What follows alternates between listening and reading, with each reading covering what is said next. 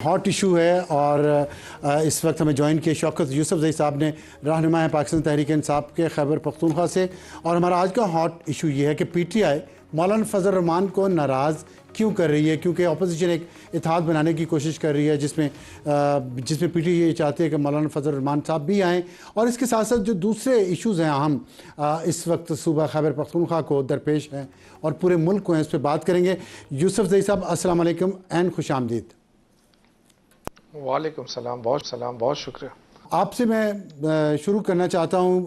ज़ाहिर है मौलाना फजल रहमान साहब वाला इशू बहुत अहम है, लेकिन पहले मैं एक बात आपसे ये करना चाहता हूँ कि जो टीटीपी का इशू है ये अब ग्लोबल बन गया है और अमेरिका की 18 इंटेलिजेंस एजेंसी ने सब ने मुश्तरका रिपोर्ट दी है कि टीटीपी दुनिया के लिए, पूरी दुनिया के लिए एक सबसे बड़ा ख़तरा बन गई है, अलकायदा के बराबर या अलकायदा के बाद। तो और उसके ख़िलाफ़ पाकिस्तान एक जंग कर रहा है। इस सिचुएशन में अगर खैबर पख्तूनख्वा में उनके खिलाफ ऑपरेशन होता है तो खैबर पख्तूनख्वा की हुकूमत का इस वक्त क्या मौक़िफ़ होगा? बिस्मिल्लाहिर्रहमानिर्रहीम, बहुत शुक्रिया। मेरा नहीं ख्याल है कि इतना बड़ा जो अमेरिका ने दावा किया है, ये चूँकि अमेरिका के अपने मफादात भी होते हैं और रीजन के अंदर उसके नए इरादे क्या हैं, क्योंकि जब वो अफ़गानिस्तान से निकल रहा था तो उसने बहुत बड़े मकदार में असला छोड़ कर गया था और वो असला अभी तक जो है वो वहाँ पे मौजूद है। तो उसकी मौजूदगी भी एक बहुत बड़ा क्वेश्चन है और अभी ये देखना पड़ेगा कि अमेरिका जो डिमांड कर रहा है कि जी हमें हमारा असला वापस कर दे, वो असला वापस लेगा या वो रीजन में वापस आएगा अपने असले की निगरानी के लिए या चलाने के लिए।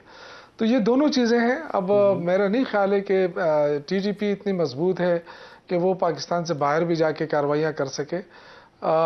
ये कोई ऐसा बहाना ज़रूर है कि रीजन में दोबारा एंट्री की जो उनकी ख्वाहिश है। अच्छा, अगर रीजन में दोबारा एंट्री की बात आपने की है तो ये पॉसिबिलिटी तो है, क्योंकि अफगान तालिबान के साथ, हुकूमत के साथ डायरेक्ट रब्ता हो गया अमेरिका का। ज़ालिम खलीलज़ाद वहाँ पे आया और कतर के ज़रिए हुआ है।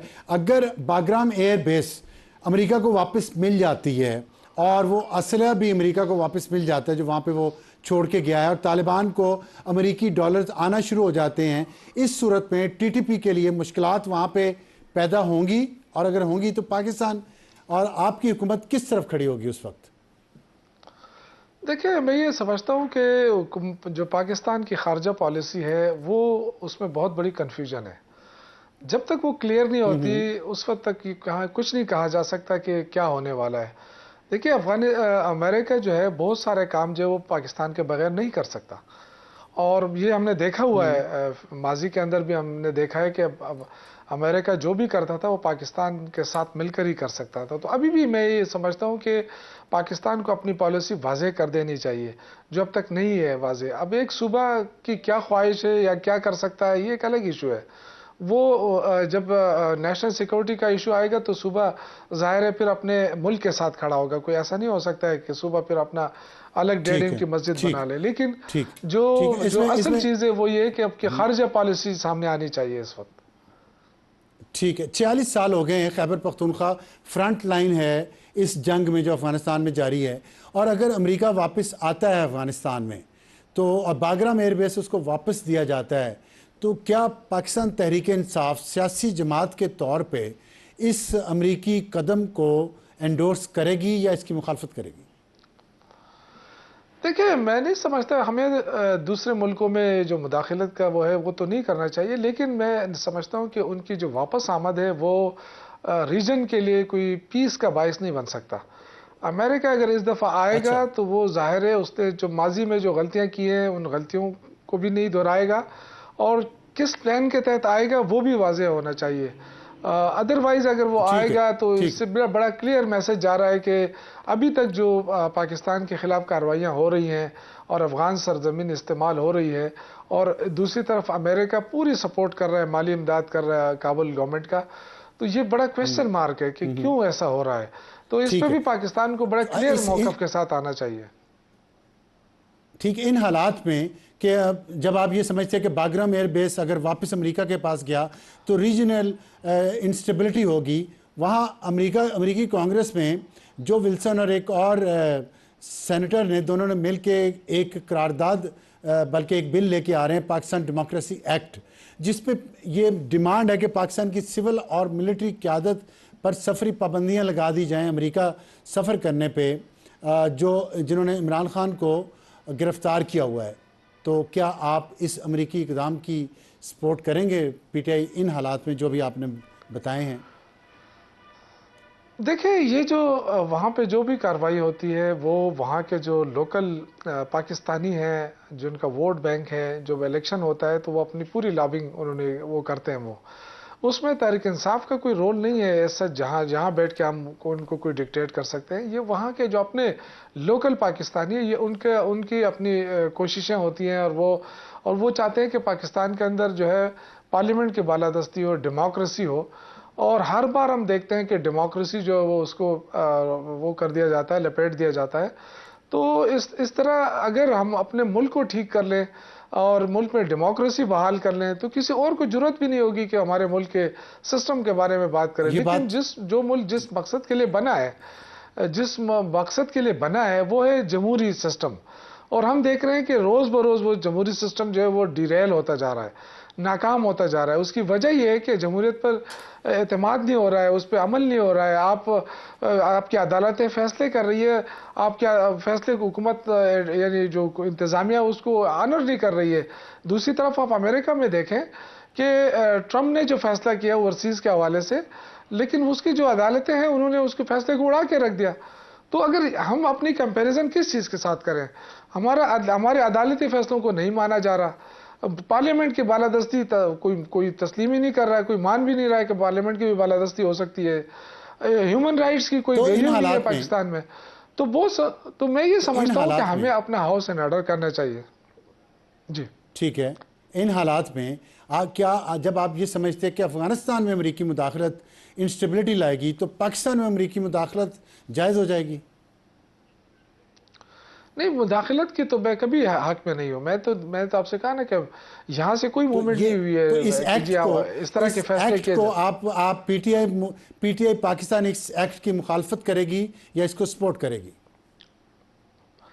देखिए, मेरा ज़ाती ख्याल ये है कि पाकिस्तान चूँकि बहुत सारे ममालिक के साथ सिग्नेटरी है बहुत सारे इश्यूज़ के ऊपर, जिसमें ह्यूमन राइट्स है वो बड़े इम्पोर्टेंट है और बहुत ही अहम है बहुत सारे मुल्कों के साथ। तो अगर पीटीआई मुखालफत करेगी या हिमायत करेगी इस एक्ट की? सिर्फ ये सिंपल सवाल है। नहीं, मैं एक्ट की बात नहीं कर रहा हूँ। जाहिर है उसके पीछे कोई महर्रिकात होती है, उस महर्रिकात को देखना पड़ेगा ना। अब महर्रिकात ये है कि पाकिस्तान में ह्यूमन राइट्स की वायलेशन हो रही है, वो ममालिक नहीं, हमारा मसला है ना। ये तो अमेरिका मुदाखलत करेगा तो आप हिमायत करेंगे फिर? देखिए, अमेरिका को मुदाखलत करने की जरूरत नहीं है। मैं तो उसके भी अमेरिका की उसके हक में नहीं रहा हूं कि वो मुदाखलत करे, लेकिन हम खुद मौका दे रहे हैं। ठीक है, हमें मौका नहीं देना चाहिए, हमें अपने सिस्टम की कमजोरियों को दूर करना चाहिए। वो मैं मानता हूं, लेकिन अगर ये एक्ट आया तो पीटीआई पाकिस्तान इसकी मुखालफत करेगी या इसकी हिमायत करेगी? देखिए, अगर ये आया तो फिर ये हमारी खारजा पॉलिसी की नाकामी है। मैं तो अगेन नहीं कहना चाहता हूँ ना कि इस पे अब देखें, ठीक है, वो भी बहुत सारी चीजें ऐसी हैं, वो भी मान लिया जी, ठीक है। तो नहीं होना चाहिए, मैं तो कह रहा हूँ नहीं होना चाहिए, लेकिन अगर होता है तो आपकी खारजा पॉलिसी नाकाम तरीन खारजा पॉलिसी होगी। हाँ, ये सही है। अच्छा, अभी ये एक लिस्ट आई है, उस पर जो इल्ज़ाम है वो ये है कि सलमान अकरम राजा और शिबली फराज ने खान साहब को जाके 23 MNAs के बारे में कहा इनको पार्टी से निकाल दें। वो कौन कौन से 23 MNAs हैं? अच्छा, मेरे इल्म में ऐसी बात नहीं है, मीडिया की खबरें हैं। ऐसी अथेंटिक बात मैं नहीं समझता हूँ इसको, क्योंकि अभी तक पार्टी में इस चीज़ पे कोई डिस्कशन नहीं हुई। मैं अभी थोड़ी देर बाद किसी से बात कर रहा था, बड़े सीनियर से, तो उन्होंने कहा कि ये पता नहीं, ये मीडिया की खबर है, इस तरह की कोई बात है नहीं। और अगर है भी तो मेरा नहीं ख्याल है कि खान साहब इस तरह कोई ब्लंटली या इस तरह अंधाधुन कोई फैसले करेगा। जाहिर है उस पर कमेटी बन सकती है, उसमें वो हो सकता है, उनकी इन्वेस्टिगेशन होती है। किस बात पे निकाले, मतलब अच्छा, तो इन्वेस्टिगेशन और कमेटी बनने की गुंजाइश तो है। इसका मतलब 23 MNAs पे शकूक तो हैं कि वो फॉरवर्ड ब्लॉक बना रहे हैं। अगर फॉरवर्ड ब्लॉक बन गया ईद के बाद, तो क्या अली मीन गंडापुर साहब अपनी कुर्सी वजारत आला की महफूज रख पाएंगे? देखिए, अगर आप एमएनए की बात कर रहे हैं या एमपीए की बात कर रहे हैं, दोनों सूरतों में कोई तो फॉरवर्ड एमपीए भी साथ जाएंगे ना फॉरवर्ड ब्लॉक में? कैटेगोरिकली कहता हूँ, कोई भी? अच्छा, कैटेगोरिकली ठीक कहता हूं कि ठीक कोई फॉरवर्ड ब्लॉक नहीं है। जिसने फॉरवर्ड ब्लॉक बनाया वो पार्टी से जाएगा, ये याद रखें। इसलिए कि ठीक किसी की ठीक पर्सनल कोई हैसियत नहीं होती है हमारी पार्टी में। यहाँ वोट सारा इमरान खान का है। जो इमरान खान जिसके साथ खड़ा होगा वही होगा, और जो उसकी बगावत करेगा वो घर ठीक। जाएगा। बहुत शुक्रिया शौकत यूसुफ जई साहब, हमसे बात करें।